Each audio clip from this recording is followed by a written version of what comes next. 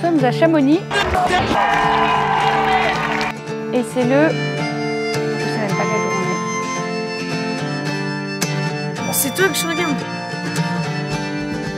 Ah boum.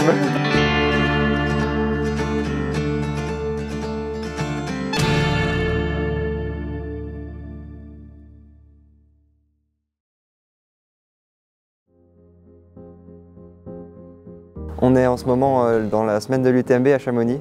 Pour un des événements planétaires du trail. Et là, on est logé aux résidences du Fontenay, sur la commune de Passy, donc un peu au calme à l'extérieur de la ville. Je vais partir aux États-Unis pour finir les dernières manches des Golden Trail Series. Donc on a pris la décision avec le coach de ne pas courir et juste voilà, de venir pour profiter de l'ambiance et encourager les copains autour des sentiers. Il est là, il est là, il est là. Putain. Il y avait quand même beaucoup de mes petits camarades qui couraient, donc déjà j'avais envie d'être le plus possible là pour les encourager.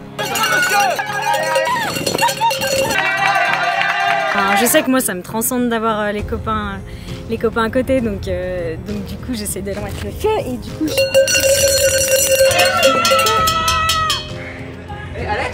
Alors c'est une bonne chose que Alex y rejoigne le team, c'est vrai que c'est quelqu'un qui s'y connaît énormément dans le sujet.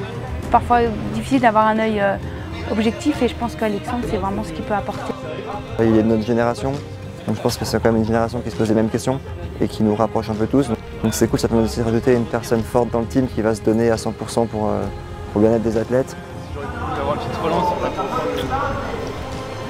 Du coup je suis venue pour encourager les copains surtout cette semaine et après voir les partenaires parce qu'on n'a pas l'occasion de les voir sur les courses parce qu'on est toujours à droite à gauche, à l'étranger, etc.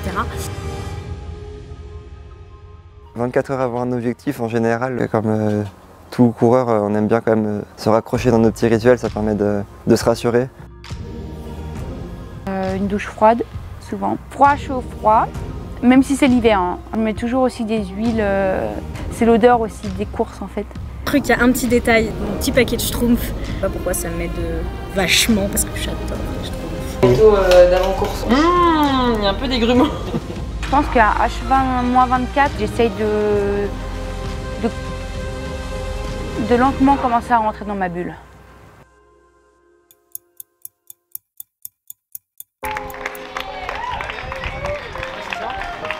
La récupération du dossard, c'est vraiment, on va dire, c'est le premier pas du début de la course.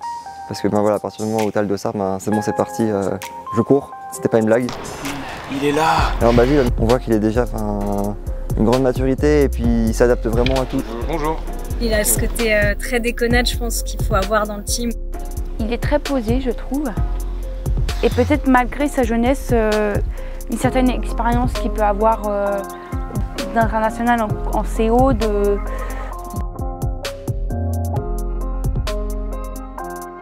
Et on sait que voilà, quand Noël arrive, on se dit bon qu'est-ce qu'il a oublié encore aujourd'hui et puis on essaie d'avoir des choses en double pour lui donner au départ, genre des épingles, des choses comme ça. Et des épingles.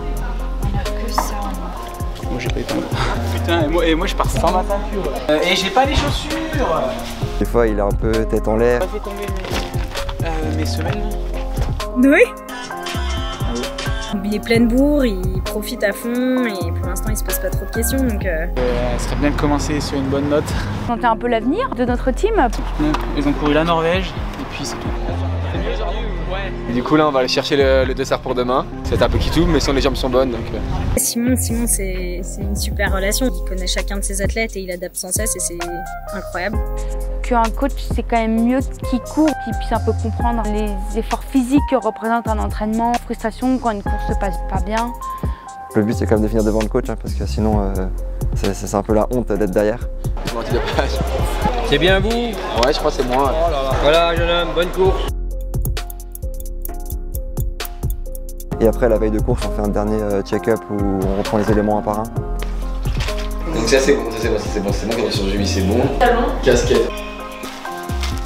Et Lucie, je pense qu'elle a beaucoup de mal à passer la deuxième marche pour arriver au palier suivant. Moins de précision. Le conseil que je pourrais lui donner, c'est vraiment d'essayer de prendre ça comme un jeu. Le moteur et l'énergie du corps va revenir.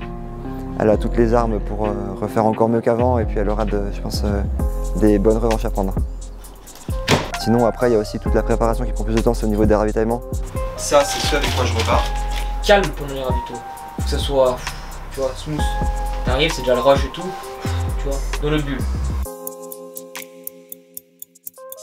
Elles vont se couper toutes seules là les courgettes? Ouais. J'ai toujours un repas que j'aime bien la veille de course. Du coup, j'ai piqué la recette d'Anaïs Sabrier. Riz, petite fracassée de légumes et un peu de poisson. On est lucide par rapport au niveau de forme, mais par contre on est ambitieux. Mais toi, c'est là où tu dois faire l'écart. Si tu veux courir avec un peu de panache, vas-y, joue dans la bosse. Et après, ben, voilà, en tant que collectif, on essaie de quand même passer la soirée ensemble, faire un petit jeu, rigoler, se détendre. Tu fais la même à chaque fois. Franchement. À chaque fois. Vas-y, Noah, fais là. C'est vrai, c'est vrai. Ouais. Gros objectif, non, je vais pas mentir, je dors pas très bien. Moi, j'écoute un peu de musique, j'écoute des trucs calmes, style Norah Jones. À demain. Je vais faire un peu des exos de respiration aussi. Et parfois ça marche, parfois ça marche pas.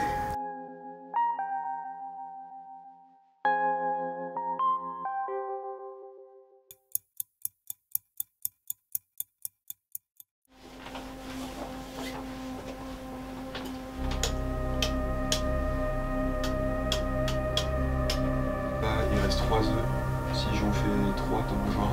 Je me lève le plus tard possible avant les H-3 avant ma course, quoi. Dans 10 minutes, Thomas Janichon il dort toujours. Je mange 3h15 avant.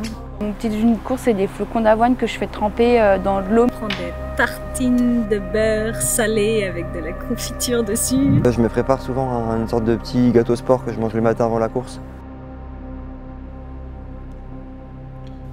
Mon plan d'alimentation, plan de nutrition de la course. Une barre entre la première bosse, ensuite une barre.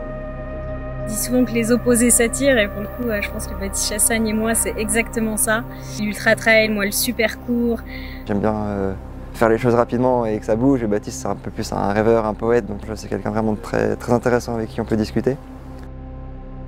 Puis même si je suis pas quelqu'un hyper stressé, forcément avant une course, là, on est toujours un peu stressé, donc on a toujours un peu les questions, je dirais parfois qui sont un peu entre guillemets, enfin débiles ou qu'on a déjà demandé 10 000 fois ou que parfois on sait, mais que du coup on a tellement peur qu'on veut les reposer, enfin des choses comme ça, quoi. Bon, je disais que j'étais pas stressé, c'est bon.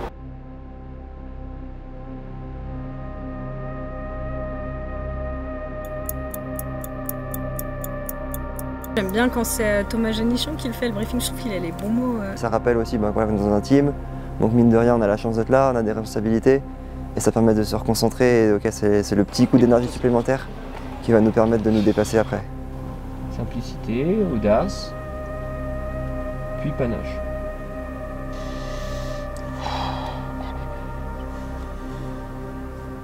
Une heure avant, j'essaie de vraiment me mettre dans ma bulle et je suis focalisée sur mes sensations, sur tout ce que j'ai à faire pendant une heure d'échauffement. Donc 30 minutes de footing, des gammes, des accélérations, quelques étirements actifs. Bien 25 à 35 minutes selon la taille des courses. Plus les courses vont être petites, plus je vais courir avant. Donc j'essaie de pas vraiment penser à la course, c'est comme si je vais faire mon footing matin avant une séance ou n'importe quand.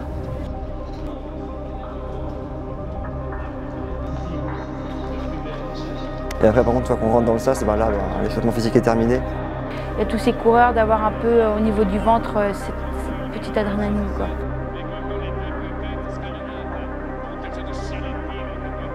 Parce que je dois penser à beaucoup de choses et rien en même temps. Vas-y, serre les dents et puis normalement après ça reviendra. Ouais, plus qu'une envie, c'est d'attendre le fameux décompte des 10 secondes. J'essaye de me déstresser à fond, de penser à mon souffle.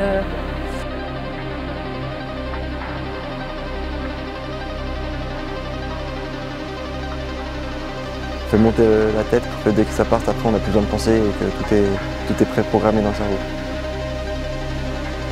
Souvent j'ai qu'une envie, souvent c'est que le départ soit donné pour commencer à partir à courir, quoi.